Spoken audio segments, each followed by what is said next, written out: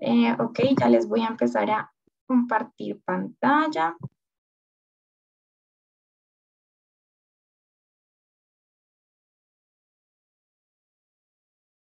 Perfecto. Entonces, como les decía, el día de hoy vamos a hablar acerca de urgencias oncológicas en pediatría, particularmente del síndrome de lisis tumoral y neutropenia febril.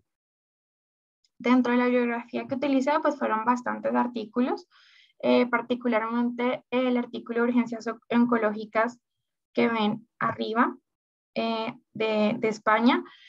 Ese fue el artículo recomendado que les mandé por el grupo porque considero que sintetiza muy bien la información de lo que nosotros como futuros médicos generales pues vamos a tener que abordar.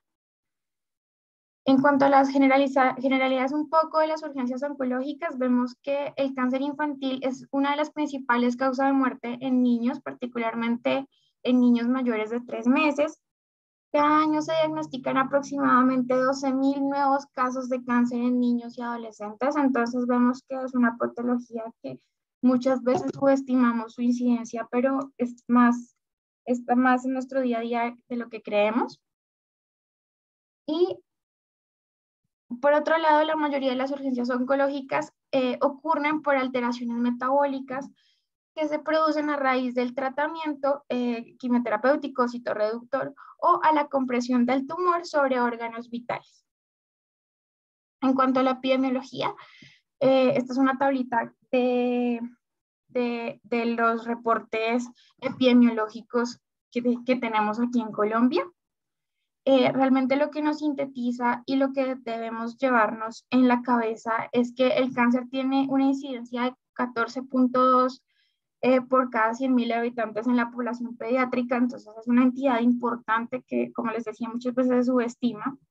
Las leucemias son el principal tipo de cáncer que afecta a los niños, aportando el 5.2% pues, de incidencia por 100.000 habitantes, seguidos por el linfoma y las neoplasias del sistema nervioso central. En menores de 1 año vamos a ver que es más común encontrar retinoblastoma o tumores del sistema nervioso central. En mayores de 1 año empiezan a aparecer las leucemias, los tumores del sistema nervioso central y los linfomas. Y en adolescentes es más frecuente encontrar sarcomas o alteraciones neoplásicas a nivel osteomuscular. Ahora bien, en cuanto al síndrome de lisis tumoral, es una emergencia oncológica que se genera a partir de la lisis masiva de las células tumorales. Entonces, cuando esas células malignas se lisan, van a liberar a la circulación sistémica potasio, fosfato y ácidos nucleicos. Esta liberación de potasio, fosfato y ácidos nucleicos va a llevar a un estado de hipercalemia, hiperfosfatemia, hipocalcemia secundaria e hiperuricemia. Entonces, vamos a entender esto un poco mejor y es, primero pensándolo, bueno, ¿qué puede condicionar que estas células se lisen? Porque pues evidentemente tenemos la neoplasia, pero que puede llevar hasta lisis masiva de las células tumorales. Pues bien, células malignas que tengan un ritmo de proliferación muy alto o un tumor de gran tamaño puede llevar a un síndrome de lisis tumoral. Cuando el paciente tiene una buena respuesta a la quimioterapia, que es una quimioterapia que es efectiva y muy rápida, también puede llevar al paciente a lisis tumoral. Cuando el paciente ya tiene una enfermedad renal crónica de base o cuando se tiene un reencuentro de leucocitos por encima de 125.000. Dentro de las entidades que más ponen en riesgo a que nuestros pacientes presenten síndrome de lisis tumoral, encontramos el linfoma de Burkitt, la leucemia linfoblástica aguda y la leucemia mieloblástica aguda. Entonces vamos a leer esta diapositiva de abajo hacia arriba. Entonces, encontramos las células malignas que se van a lisar. Las células se pueden lisar espontáneamente o como consecuencia de la quimioterapia. A partir del punto en el cual ellas se lisan, se rompen, se va a generar una liberación masiva del principal catión intracelular, que es el potasio. Se comienza a liberar el potasio y eso va a generar hipercalemia. También se va a liberar el principal anión intracelular, que es los fosfatos, el fosfato. Estas células cancerígenas tienen 4 veces más fosfatos, entonces vamos a tener una alta concentración de fosfatos a nivel extracelular, lo que nos va a llevar a un estado de hiperfosfatemia. Y ante la hiperfosfatemia, el cuerpo va a responder generando la precipitación de calcio en los túbulos colectores, formando sales de fosfato de calcio para como captar de alguna forma los fosfatos, y esta captación del fosfato para formar los cristales de fosfato de calcio va a llevar al cuerpo a un estado de hipocalcemia. Entonces tenemos claro que se sube el potasio, se sube el fosfato y se va a bajar el calcio como respuesta. En cuanto a la hipercalemia, o sea, el estado de alteración metabólico del potasio, tenemos que tener en cuenta que es el primer trastorno electrolítico que aparece en el síndrome de lisis tumoral. Dentro de las manifestaciones clínicas se puede presentar como náuseas, vómito, letargia o palpitaciones, y hay que tener muy en cuenta que la hipercalemia y en general cualquier alteración del potasio puede llevar al paciente a una arritmia, y una arritmia podría llegar a entrar en paro. Entonces, la hiperpotasemia o hipercalemia leve se considera cuando tenemos valores séricos de potasio entre 5.5 a 6.5 milequivalentes litro. Y en este momento, en este estadio, vamos a encontrar unas ondas tepicudas, como la pueden ver en el primer diagrama, unas ondas tepicudas que son simétricas y estrechas. Entonces, estas son características importantes para diferenciar cuando hay una onda tepicuda por potasio o por otras causas. Luego, cuando tenemos una hiperpotasemia moderada, o sea, un potasio sérico entre 6.5 a 8 milequivalentes litro, podemos ver a nivel electrocardiográfico primero un aplanamiento de la onda P, una prolongación del intervalo PR, y vemos que el QRS se empieza a poner más ancho, y asociado tenemos las ondas tepícudas que ya habíamos visto anteriormente. Y finalmente, en el caso de hiperpotasemia severa o hipercalemia severa, es cuando el paciente tiene un potasio por encima de 8 milequivalentes litro, vamos a ver que realmente hay ausencia completa de ondas P y los QRS son completamente anchos, que podría simular pues una taquicardia ventricular. En este caso, pues sería altamente riesgoso para el paciente porque sabemos las implicaciones que esta arritmia implica para el estado del corazón. Por otro lado, tenemos entonces la hiperfosfatemia y la hipocalcemia. Entonces, como base hay que tener en cuenta lo que ya les he dicho antes, las células malignas tienen 4 veces más fosfato que las otras células, las células normales del cuerpo. Las alteraciones electrolíticas del fosfato y del calcio comienzan a aparecer cuando la excreción renal se sobrepasa y se satura. Entonces, se comienzan a formar los cristales y el cuerpo intenta compensar. Pero en un punto esto se va a sobrepasar, o sea, va a sobrepasar lo que el cuerpo puede llegar a procesar y se va a saturar. Y en este momento es cuando empezamos a ver las alteraciones del fosfato y del calcio. Por eso es que es más fácil encontrar primero la alteración del potasio. A tener en cuenta que este ambiente ácido favorece la precipitación de los cristales de fosfato de calcio en los túbulos renales. Estos cristales de fosfato de calcio van a originar una lesión renal aguda. Y esta lesión renal aguda va a comprometer, ya lo vamos a ver más adelante, pues la excreción y funcionamiento normal de los túbulos pues a nivel renal, y por ende va a llevar a otras alteraciones electrolíticas o puede perpetuar las alteraciones electrolíticas que ya tenemos. Dentro de las manifestaciones clínicas que podemos tener, puede ser el tétano por irritabilidad muscular. Estas manifestaciones son principalmente de la hipocalcemia. Podemos encontrar el tétano por irritabilidad muscular, las convulsiones, el papiledema o algunas manifestaciones psiquiátricas. Dentro también de la hipocalcemia podemos encontrar el síndrome de Trousseau, que es el espasmo a nivel carpal cuando hacemos la insuflación del esfingomanómetro por encima de la presión arterial sistólica por 3 minutos. Entonces, este es un signo de irritabilidad neuromuscular, como para tener en cuenta en hipocalcemia. Y por otro lado tenemos el signo de Chopstack, que es una contracción ipsilateral de los músculos faciales cuando le hacemos tap, como un clic sobre el nervio facial, justo a nivel anterior de la oreja. Esto se genera un espasmo y es un espasmo que se puede ver en casos de hipocalcemia severa. Ahora bien, respecto a la hiperuricemia, de la que no habíamos hablado mucho anteriormente, pero es muy importante en el síndrome de lisis tumoral, vamos a encontrar que cuando se lisan, se rompen estas células tumorales, se van a liberar grandes cantidades de purinas. ¿Por qué se liberan grandes cantidades de purinas? Porque dentro de las células tumorales también hay ADN. Y sabemos que el ADN también contiene purinas. Entonces van a liberar muchas purinas que van a entrar al ciclo de las antinas, como lo ven a mano derecha. El ciclo de las antinas va a terminar en la formación de ácido úrico. Pero ¿qué pasa con este ácido úrico?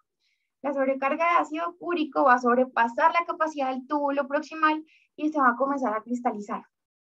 Y se va a depositar como cristales de urato monosódico. ¿Y qué pasa con este urato? ¿Por qué este urato es malo o por qué la precipitación y depósito de esos cristales es malo en el túbulo renal? Porque va a inactivar el óxido nítrico y va a activar mediadores proinflamatorios, lo que van a llevar a una lesión tisular a nivel tubular. Y como les decía, una lesión a nivel del túbulo va a alterar la reabsorción de los electrolitos. Además, esta lesión tisular puede llevar a una vasoconstricción a nivel de las arteriolas y llevar a isquemia renal. Entonces, es por esto que podría llegar a comprometer y perpetuar el estado pues, de alteraciones electrolíticas cuando un paciente tiene hiperuricemia. Entonces, teniendo todas esas alteraciones en cuenta, ¿cómo vamos a diagnosticar el síndrome de lisis tumoral? Entonces, el síndrome de lisis tumoral, respecto a la definición de Cairo Bishop, que es como la que más usamos, pues se considera que existe el diagnóstico analítico, o por decirlo así, como por laboratorio, y el síndrome de lisis tumoral clínico, que es como una versión completa del paciente. Entonces, a nivel laboratorio o analítico, tiene que tener dos de las siguientes alteraciones, de forma simultánea en 3 días previos o 7 días posteriores al inicio de la terapia citorreductora. Entonces, necesitamos un ácido úrico por encima de 8 o que incremente el 25% sobre el basal, un potasio mayor a 6 o un incremento del 25% sobre el basal, fósforo mayor a 6.5 miligramos sobre decilitro, que es lo que normalmente nos lo reportan a nosotros, o un calcio menor a 1.75 milimoles o menor a 7 miligramos sobre decilitro, o un descenso del 25% sobre el basal. Con el calcio, importante tener en cuenta que muchas veces estos pacientes pueden tener un compromiso nutricional que requiere la corrección con albúmina, pues para que tengamos en cuenta cuando vayamos a evaluar el calcio en estos pacientes. Estos serían como los criterios clínicos, para clínicos, para poder llegar al diagnóstico de síndrome de lisis tumoral.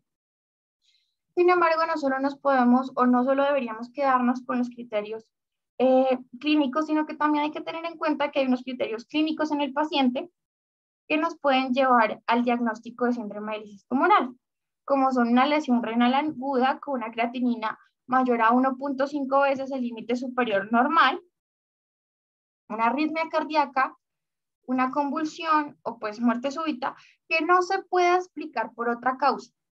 Entonces, en estos casos, también podemos considerar que el paciente pues tiene diagnóstico de síndrome de lisis tumoral. Dentro del riesgo de síndrome de lisis tumoral, yo sé que esta tabla se ve gigante, se ve enorme. Sin embargo, lo que realmente les quiero mostrar aquí es que lo más importante para la estratificación del riesgo de síndrome de lisis tumoral son los diagnósticos como tal, teniendo en cuenta que en riesgo bajo vamos a encontrar el linfoma la leucemia linfoblástica en estadios 1 y 2, una LDH normal, el linfoma de células grandes en estadios 1 y 2, también con LDH normal, un conteo de leucos menor a 25.000, o también se pueden encontrar aquí leucemias mieloides crónicas, que son un poco más de los adultos, pero pues igual se pueden presentar en los niños, y los tumores sólidos. En riesgo intermedio vamos a encontrar el linfoma no-Hodgkin, el linfoma o la leucemia linfoblástica en estadio 1 y 2, que tiene una LDH mayor a 2 veces el valor normal, el linfoma de Burkitt en estadio 1 y 2, un conteo de leucocitos menor a 100.000, con una LDH pues igual por encima de 2 veces el valor normal, o el neuroblastoma o los tumores de células germinales, que también son bastante comunes en la edad pediátrica. En el riesgo alto vamos a encontrar las leucemias linfoblásticas, o el linfoma Burkitt en estadios 3 o 4 con una LDH por encima de 2 veces el valor normal, con un conteo leucocitario mayor a 100.000. O también, y eso es muy importante, se considera riesgo alto los niños que ya tienen daño renal previo o que tienen alteración previa del potasio, el fósforo o del ácido úrico. Ahora, ¿cómo los vamos a tratar? Entonces, consideramos riesgo bajo, como ya les dije, un ácido úrico, por ejemplo, menor a 7, con, en el caso, por ejemplo, un linfoma no-Hodgkin. A los niños, y lo más importante es prevenir que hagan síndrome de lisis tumoral. ¿Y cómo lo vamos a prevenir? Con la hiperhidratación. Mayores de 10 kilos, le damos 2.500 a 3.000 cc por metro cuadrado día, menores a 10 kilos, 2.000 cc kilo día. Tenemos que monitorizar a estos pacientes 1 o 2 veces al día y tenemos como metas de diuresis en menores de 10 años, de 10 kilos, perdón, 3.5 cc kilo hora y en mayores de 10 kilos, 100 cc por metro cuadrado hora. Ahora en el riesgo intermedio, que ya vemos que tiene un ácido úrico un poco más elevado, una LDH elevada, puede ser un linfoma difuso de células B o una neoplasia con alta proliferación o que se espera pues una buena respuesta al tratamiento. Tenemos la misma meta de hiperhidratación, las mismas metas de diuresis, pero vamos a ver que en este caso los niños requieren una monitorización cada 8 a 12 horas y en este caso vamos a iniciar el alopurinol. Y bueno, ¿qué es el alopurinol? El alopurinol es un inhibidor de la santina oxidasa. Entonces, ¿qué es lo que va a hacer? Como vemos aquí en el ciclo de las santinas. Al inhibir la santina oxidasa, va a inhibir la formación de nuevo ácido úrico. Entonces, no va a permitir que se forme más. Pero el que ya está formado, ni modo. Ya se quedó formado, el alopurinol ahí no tiene nada que hacer, simplemente inhibe que se forme más. Las dosis de alopurinol, pues se las dejo ahí para que las tengan. Idealmente el alopurinol debería iniciarse 12 a 24 horas antes del inicio de la quimioterapia y se mantiene 3 a 7 días posteriores a la normalización de los valores de ácido úrico de nuestros pacientes. En el riesgo alto, como ya vimos, tenemos la leucemia linfoblástica, el linfoma Burkitt, o pacientes que tienen una falla renal preexistente, las mismas metas de hiperhidratación, las mismas metas de diuresis, ellos requieren una monitorización especial cada 4 a 8 horas y en este caso los pacientes pueden tener alopurinol y podemos considerar el inicio de rasburicasa. La rasburicasa es una uratoxidasa recombinante. ¿Y qué significa esto? Lo que hace es que convierte el ácido úrico en alantonina soluble en agua, o sea, convierte estos cristales que están dañando el túbulo renal en una sustancia que es soluble el agua, entonces se puede excretar. Entonces vemos la diferencia grande entre el alopurinol y la rasburicasa. Mientras el alopurinol bloquea la nueva formación de ácido úrico, la rasburicasa lo que va a hacer es que puede que el ácido úrico que ya esté formado se convierta en alantonina soluble y esto va a permitir su excreción. Por lo general está indicado cuando el ácido úrico es mayor a 8 o cuando no hay una respuesta adecuada a la hidratación o al alopurinol. Las dosis son de 0.15 a 0.2 miligramos kilo, se da en infusión de 30 minutos, se puede dar cada 24 horas durante 1 a 5 días, pero se tiene que ir titulando respecto a cómo está respondiendo el paciente a la rasburicasa. Se considera que la rasburicasa en 4 horas disminuye el ácido úrico en 2.5 miligramos, entonces es realmente muy efectivo y puede iniciarse dentro de las primeras 24 horas de quimioterapia. Lo único para tener en cuenta con la rasburicasa es que está contraindicada en el déficit de glucosa 6-fosfato deshidrogenasa. Entonces, tenerlo en cuenta. Ahora bien, respecto a la neutropenia febril, tenemos que definir primero la fiebre y la neutropenia, que son como las dos grandes de la neutropenia febril. Entonces, la fiebre se considera como una medida de temperatura oral o axilar mayor a 38,3 en 2 tomas consecutivas o mayor a 38 separadas por un intervalo de 1 a 2 horas. Y la neutropenia es un recuento de neutrófilos absolutos menor a 500 o cuando se espera que caiga por debajo de 500, en el caso pues, de un paciente que está recibiendo quimioterapia. Y neutropenia profunda, tenerla en cuenta por debajo de 100 en el conteo total de neutrófilos. En cuanto a la epidemiología de la neutropenia febril, hay que tener en cuenta que es una de las complicaciones más frecuentes y serias de los pacientes pediátricos que están en quimioterapia. Tiene una mortalidad del 2 al 21%, entonces tiene una alta carga de mortalidad en los niños que tienen cáncer. Aproximadamente un tercio de los pacientes con cáncer o que han sido llevados a trasplante hematopoyético cursan con episodios de neutropenia febril. Y esto me parece muy interesante y es que tiene una ocurrencia de 0.76 casos por cada 30 días. Entonces, 30 días de neutropenia, o sea, si nuestro niño tiene, dura 60 días neutropénico, pues va a duplicar la posibilidad de que haga ocurrencia de una neutropenia febril. Y sabemos que nuestros niños van a recibir varios ciclos de quimioterapia, entonces hay que tener en cuenta que en cada uno de ellos es posible y corren el riesgo de presentar neutropenia febril. Representa de 13 a 18 hospitalizaciones por cada 100.000 habitantes con una estancia mínima de 4 a 5 días. Entonces, también como médicos y en general como sistema de salud, tener en cuenta que también representa una carga importante a nivel del sistema en cuanto a recursos.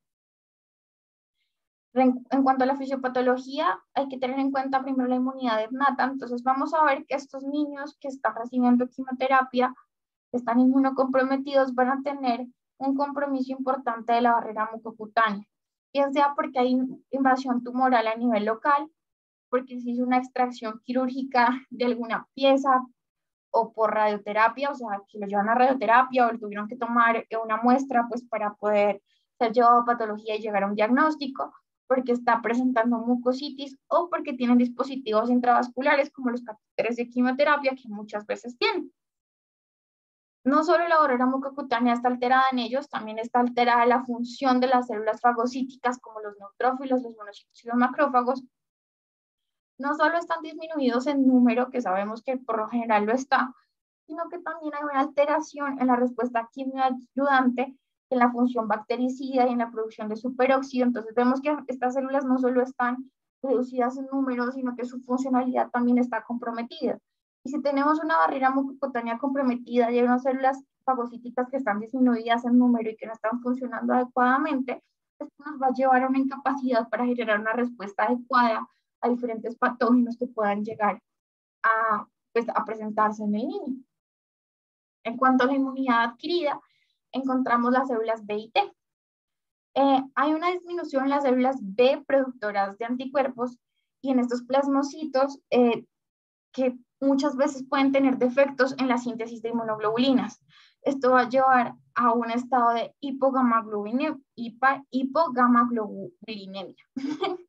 Entonces, estos pacientes, en pocas palabras, lo que van a tener es que sus células B van a estar disminuidas. Al tener sus células B disminuidas, los plasmocitos van a estar disminuidos. Estos plasmocitos incluso pueden llegar a estar defectuosos, teniendo una síntesis de anticuerpos menor a lo normal. Y en cuanto a las células T, su función puede estar alterada por los corticoides, por la radiación, o incluso pues ya es un déficit prolongado de las células T en muchos casos, por ejemplo en el caso de la leucemia linfoblástica tipo T. ¿Esto qué repercusión tiene en nuestro paciente? Lo que va a hacer es aumentar la susceptibilidad a infecciones por bacterias, hongos y virus. Vamos a ver qué son pues, las principales etiologías que pueden llegar a infectar a nuestros niños. Entonces, ¿cuáles son las etiologías que infectan a nuestros niños? En cuanto a las bacterias gram positivas, encontramos al estafilococo coagulasa negativa, como los viridians, o encontramos también al estafilococo aureus, este coagulasa positivo, incluyendo al estafilococo meticilino resistente. En cuanto a las bacterias gram negativas, encontramos a E. coli, Klebsiella, Pseudomonas. Hay que tener en cuenta que estos niños seguramente han tenido presión antibiótica previa. Como les decía, en cada ciclo de quimioterapia pueden llegar a presentar neutropenia febril. Son niños que claramente están muchas veces institucionalizados por muchos días, entonces el cubrimiento de Pseudomonas se vuelve, como lo vamos a ver más adelante, muy importante al momento de instaurar la terapia antibiótica. A nivel fúngico, o sea, los hongos, vamos a encontrar Candida, Aspergillus, Cryptococo. A nivel viral, Los principales son virus respiratorios, sin embargo, también podemos encontrar el herpes y la varicela zoster. Sin embargo, hay que tener en cuenta que también se puede presentar neutropenia febril o fiebre por etiología no infecciosa. Esta fiebre puede estar ocasionada por medicamentos, relacionada a la neoplasia misma, a un estado de trombosis venosa profunda, teniendo en cuenta el estado de hipercoagulabilidad que es en la misma neoplasia, a un embolismo pulmonar por el mismo estado que les acabo de decir.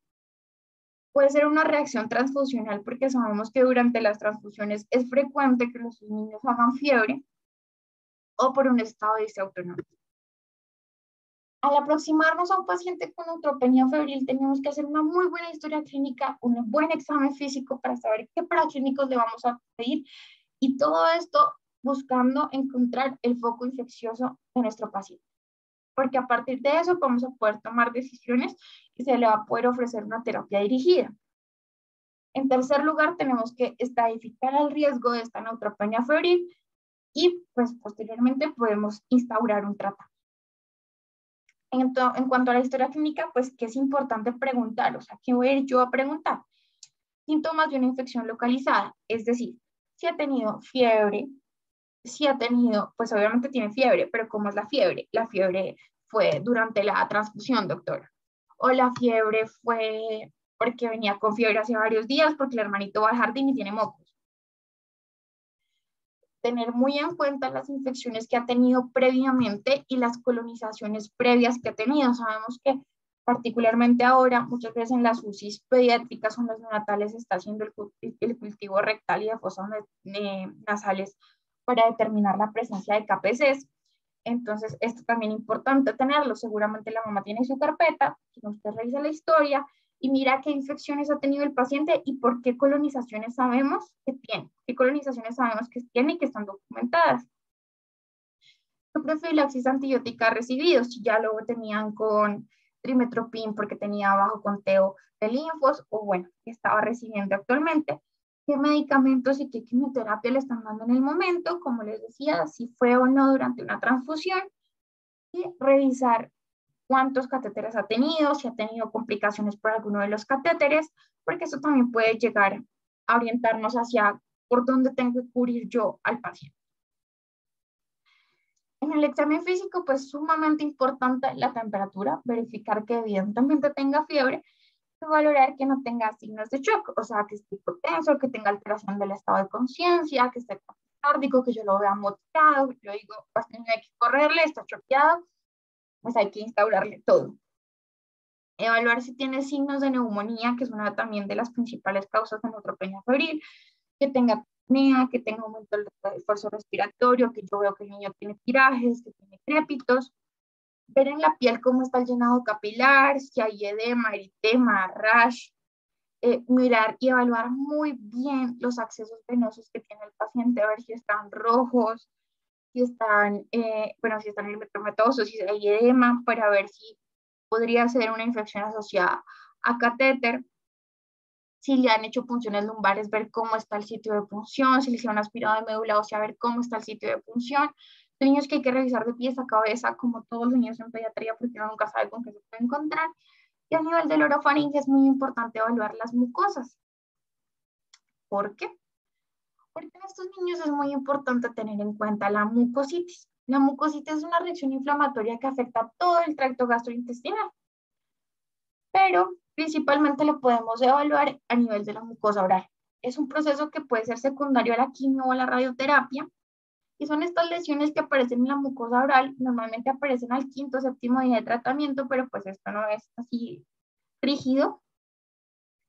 En el grado 0 encontramos que no hay lesiones. En el grado 1, ahí, pues sería una mucositis leve, vemos eritema. En el grado 2, que sería una mucositis moderada, encontramos eritema, úlceras pequeñas, pero sin embargo, a pesar de las úlceras, hay tolerancia a la vía oral. En el grado 3, que sería una mucositis severa, encontramos úlceras de gran tamaño, que realmente el niño solo recibe líquidos, no puede pasar sólidos. Y en el grado 4 se considera una mucositis que amenaza la vida porque implica que el paciente no tolera la vía oral y que va a necesitar una nutrición parenteral. Entonces, tras Ya decimos que los accesos y las vías invasivas son peligrosas en estos pacientes, pues si para colmo necesita una vía parenteral, pues esto también puede comprometer y agravar un poco el contexto del paciente. La mucositis principalmente tiene una etiología bacteriana, sin embargo, puede ser también de etiología fúngica. En el caso que sea fúngica, principalmente encontramos la cándida. Bueno, y a este niño, ¿yo qué le voy a pedir? Dentro de todos los paraclínicos que existen, ¿yo qué le voy a pedir? Entonces es importante que tengamos un hemograma para ver si realmente el conteo de neutrófilos está pues menor a 500 para considerar una neutropenia febril. Tener en cuenta que cuando las plaquetas son menores a 50.000, eso es un predictor de riesgo, es un predictor de infección y es un predictor de muerte.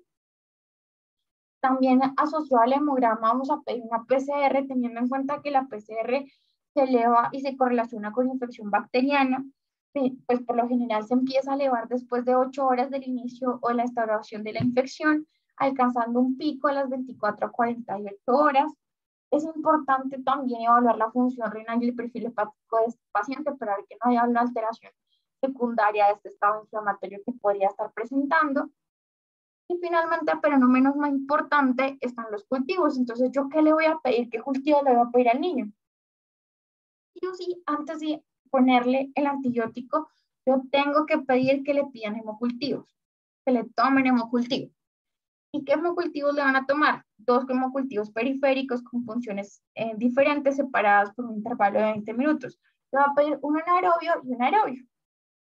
También se considera que es bastante útil que se hagan hemocultivos de lumen de catéter venoso central o de los accesos que tenga el paciente, si yo considero que puede ser la causa de la fiebre, de la infección del paciente. Se puede solicitar cultivo de punta de catéter que tiene una sensibilidad del 97.5, una especificidad del 88% para la bacteriemia asociada a catéter. Pero repito, para esto yo tengo que sospecharlo primero, entonces es por eso que hay que revisar todos los accesos venosos que tenga el niño para mirar si evidentemente podría estar cursando con una infección asociada a catéter. Se debe tomar un urocultivo, particularmente en niños muy chiquitos, que seguramente es muy difícil evaluar si tienen o no infección de vías urinarias, un urocultivo y obviamente un uroanálisis principalmente, pero el urocultivo es muy importante tener en cuenta que no se recomienda el paso de sondas porque entre menos vías invasivas tenga nuestro niño mejor, porque es un niño inmunocomprometido. El coprocultivo realmente en caso de que tenga síntomas gastrointestinales, no es algo que se debe hacer en todos los pacientes. También se recomienda la toma de film array, por ejemplo, respiratorio, en el caso de que el niño lo tenga. Si tiene síntomas respiratorios, se podría justificar tomar un film array, pero no es algo que se debería hacer de forma rutinaria. En cuanto a las imágenes, bueno, ¿qué imágenes le voy a pedir? Pues depende de que usted esté sospechando, porque tampoco es que haya un pool mágico de imágenes que no le va a pedir a un niño, no, porque como todos los pacientes en medicina, hay que orientarlo e individualizarlo. La radiografía de tórax se debe tomar ante síntomas respiratorios bajos o al ingreso o cuando yo quiero determinar la evolución de mi paciente. También se puede tomar radiografía de abdomen cuando yo estoy sospechando una enteritis neutropénica, y lo que voy a ver es una distensión de asas intestinales, una neumomatosis, entonces yo digo, sí, puede ser por ahí, y le pido una radiografía. ¿Cuándo le pido una ecografía? Cuando yo sospecho una colitis neutropénica. El paciente tiene dolor abdominal, está distendido, tiene diarrea, tiene vómitos, yo digo, sí, vale la pena tomarle una ecografía. Vamos a ver que las paredes, el espesor de la pared intestinal puede, cuando está por encima de 5 milímetros, está normal y pues me puede hacer diagnóstico de esta colitis neutropénica.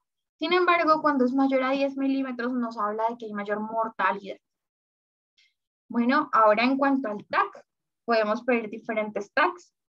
Sin embargo, el TAC de tórax es muy importante en cuanto a la sospecha de neumonía y sobre todo si persiste la fiebre después de 4 días y no hay signos de otro tipo de infección, uno dice, bueno, vale la pena tomarle un TAC de tórax para ver que no sea algo más, que no sea una infección fúngica.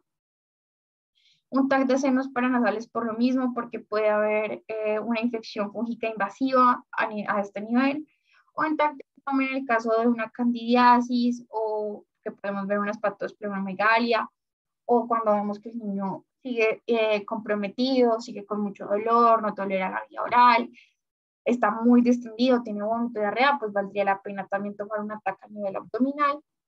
Cuando tomar ecocardiograma, pues cuando yo estoy considerando que puede tener una endocarditis o una infección asociada a catéter. También sirve para evaluar cuando yo pienso que hay focos secundarios en una bacteriemia o ya tiene una fungemia establecida. Es muy importante ver que en el ecocardiograma no hayan vegetaciones. Si a mí me pita el hemocultivo y me dice no hay levaduras, yo debería tomar un ecocardiograma para ver que no hayan vegetaciones. A nivel de resonancia magnética, realmente se utiliza para el seguimiento de la candidiasis diseminada o cuando hay una sospecha de neuroinfección. También puede llegar a permitirnos el detectar nódulos pulmonares e incluso muy pequeños. Sin embargo, hay que tener en cuenta que las imágenes no solo nos van a permitir enfocar un poco el foco infeccioso de nuestro paciente, sino que también para el seguimiento de los pacientes y evaluar así también cuándo puedo llegar a retirar entonces la terapia que le voy a instaurar. Sin embargo, como hemos dicho antes de poder instaurar la terapia, yo tengo que estadificar el riesgo. Entonces, inicialmente la ITSA dijo que se podía definir alto y bajo riesgo. El alto riesgo, una neutropenia anticipada prolongada, o sea, que yo sé que el niño va a tener más de 7 días de neutropenia, una neutropenia profunda, o sea, menor a 100 en el conteo de neutrófilos, que tenga un estado que lo comprometa, que esté hipotenso, que tenga neumonía, que aparte tenga un dolor abdominal de nuevo, que tenga cambios neurológicos de nuevo. Y estos pacientes lo que nos decían era, bueno, ingréselo para manejo hospitalario empírico. Entonces el bajo riesgo se consideraba que era una neutropenia anticipada corta, o sea, menor o igual a 7 días, y que era un niño sin comorbilidades y que era clínicamente estable, y que ellos eran candidatos a un manejo empírico oral, que además era ambulatorio. Sin embargo, ¿qué es lo que pasa?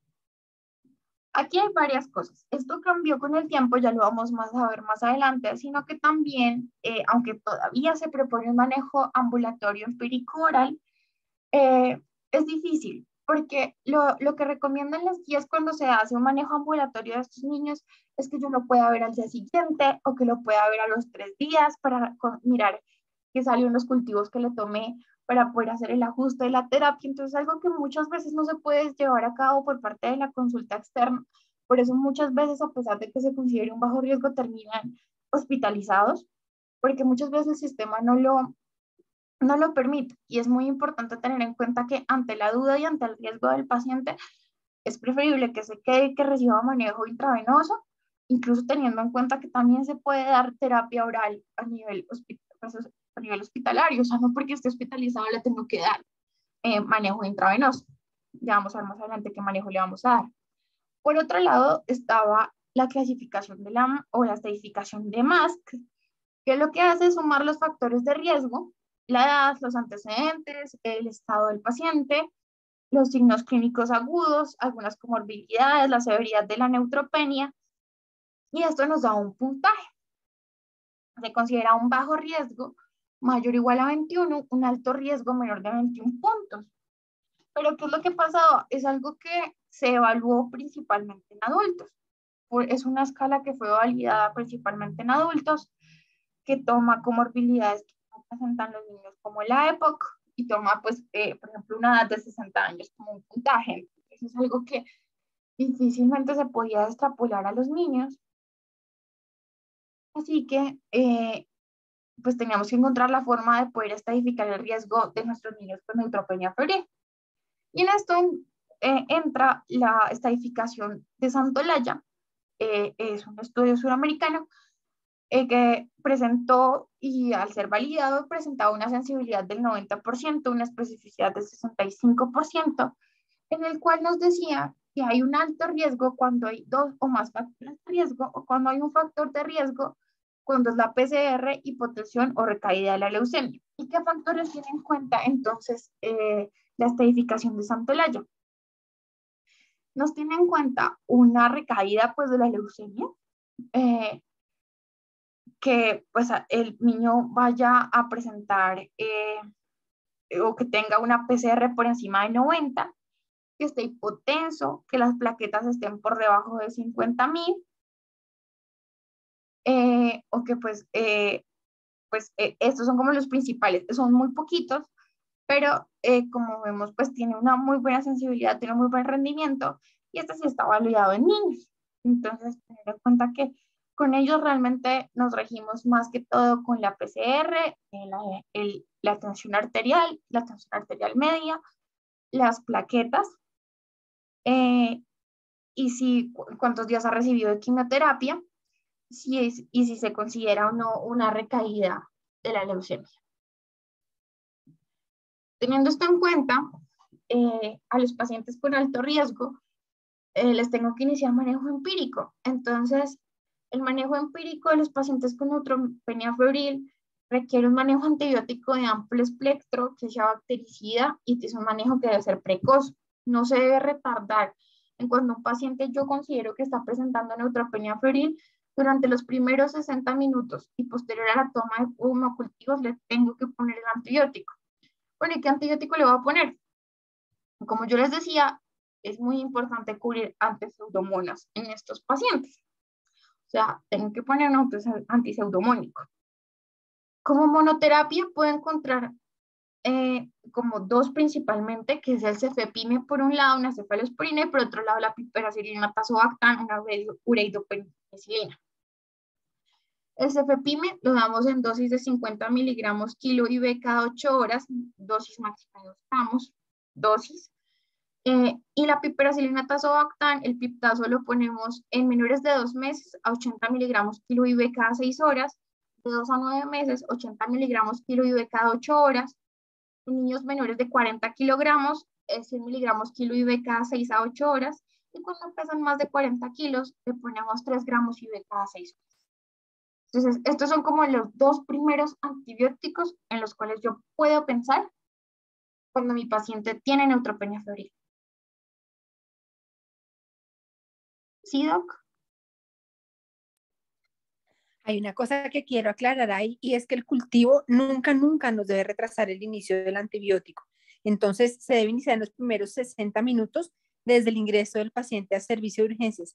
Si no ha logrado uno porque el acceso venoso sea difícil, porque el paciente solo se deje funcionar a través del catéter implantable y no seamos duchos en urgencias de canalizar un catéter implantable, ponemos la primera dosis de antibiótico y luego tomamos el hemocultivo. Pero sí se ha visto un aumento exponencial de la mortalidad con el retraso del inicio del antibiótico. Entonces, lo ideal es tener un equipo súper pilo que sea capaz de tomar el hemocultivo e iniciar el antibiótico antes de la primera hora, pero si mis enfermeras no son tan duchas o definitivamente el paciente no permite que se le canalice una vena periférica, sino que tiene que ser el implantable, y canalizar un implantable no es un procedimiento de urgencias, antibiótico primero, primera dosis, y luego sí tomamos los hemocultivos. Sí, doctora. Y a ver, acá. Entonces, otra duda que muchas veces o a la que nos podemos enfrentar es, bueno, ¿y por qué no le pongo un carbapenémico? O sea, es un niño que está malito, necesariamente le tengo que iniciar de una vez carbapenémico. Pues realmente las guías lo que dicen es que el carbapenémico está indicado de entrada en el caso de que tenga enteritis neutropénica, que yo considero una sepsis de origen abdominal, que haya tenido ya presión antibiótica previa con una cefalosporina de tercera generación en los últimos 7 días. En ese caso, yo puedo considerar el uso de meropenem a dosis de 60 miligramos kilo día.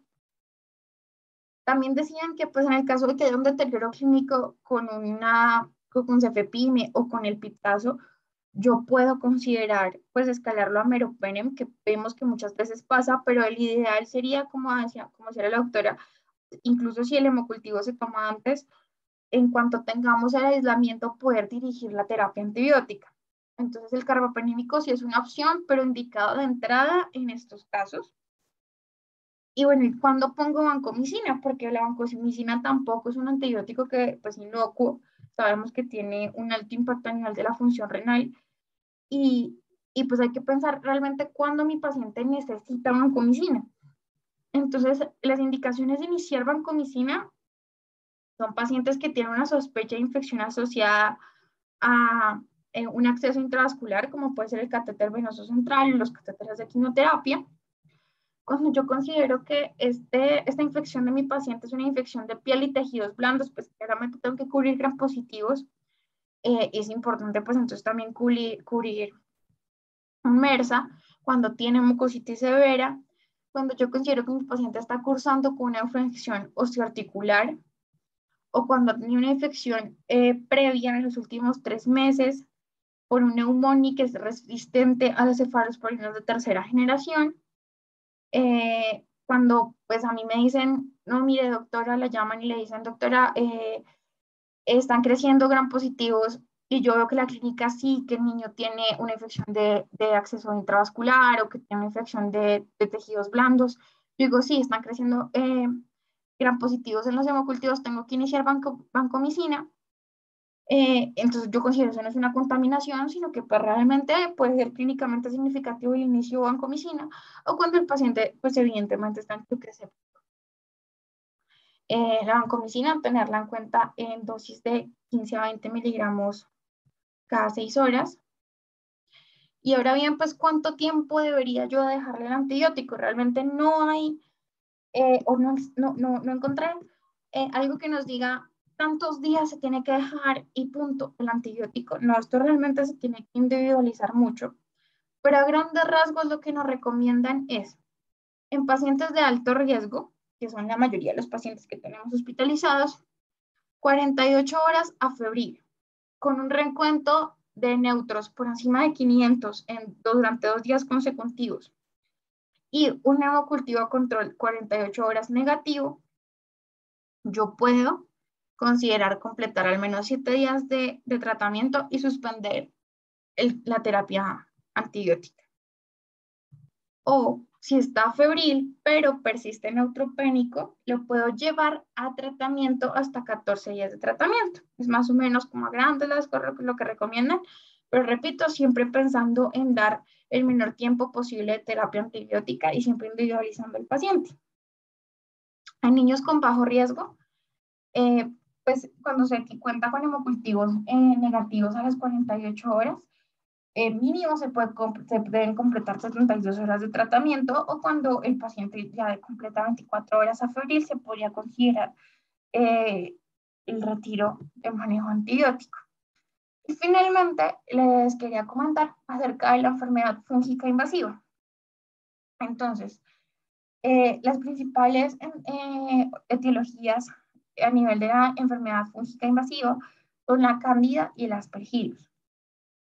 ¿Qué pacientes tienen riesgo de presentar una enfermedad fúngica invasiva? Los pacientes que tienen una leucemia mieloide aguda, una leucemia linfoblástica aguda, cuando presentan una recaída de una leucemia, cuando presentan una neutropenia prolongada o profunda, o sea, menor a 100, que recibe antibiótico amplio espectro, cuando recibe dosis muy altas de corticoide durante el tratamiento citorreductor o quimioterapéutico. Son pacientes que tienen alto riesgo de presentar una infección por hongos. Entonces hay que considerar cómo se maneja caspofungina o anfotericina B si tiene alto riesgo con una neutropenia febril prolongada, o sea, más de 96 horas febril, neutropénico, cuando no hay respuesta al antibiótico de amplio espectro que ya puse, en ese caso puedo considerar el inicio de manejo antifúngico. ¿Y cuál es el seguimiento? Realmente el seguimiento, por lo que leía, más que para clínico con galactomanano o algo así, es un seguimiento que se hace clínicamente y un seguimiento que se hace imagenológicamente, bien sea dependiendo de donde yo haya encontrado, pues las siembras del hongo con TAC pulmonar, TAC abdominal, en caso de que tenga signos, o TAC de senos paranasales en el caso de que tenga una clínica sugestiva pues de sinusitis o pansinusitis que pueden llegar a presentar estos niños. Y pues a grandes rasgos eso es lo que tenía para contarles el día de hoy. No sé si tengan alguna pregunta. Ay, doctora, claro que sí.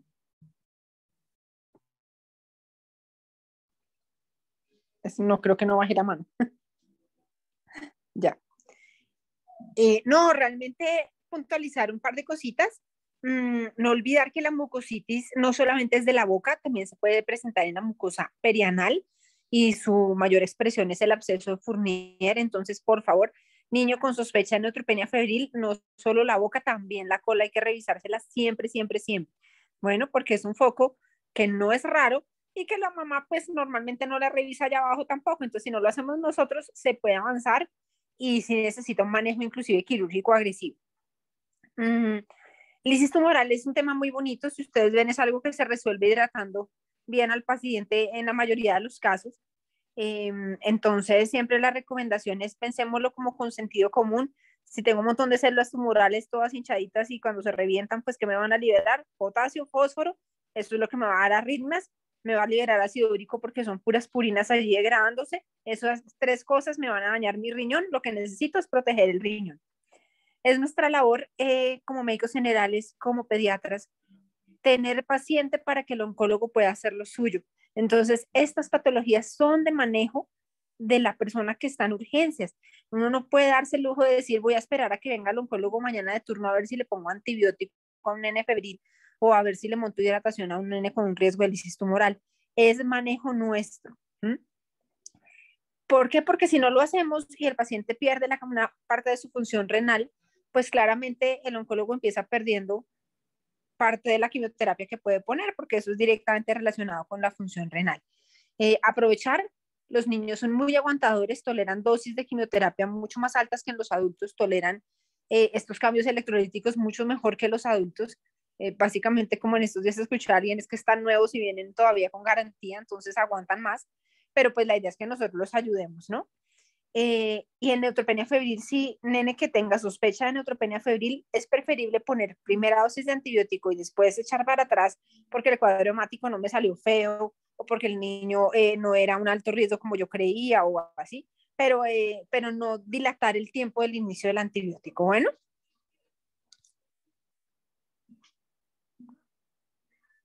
Muchas gracias, doctora. No sé si tengan alguna otra pregunta. Por el chat creo que no nos han escrito nada.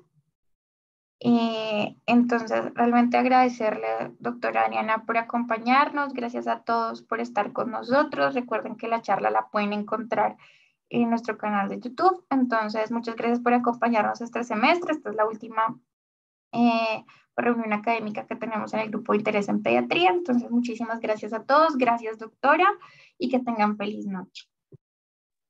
gracias por la invitación y feliz noche. Gracias.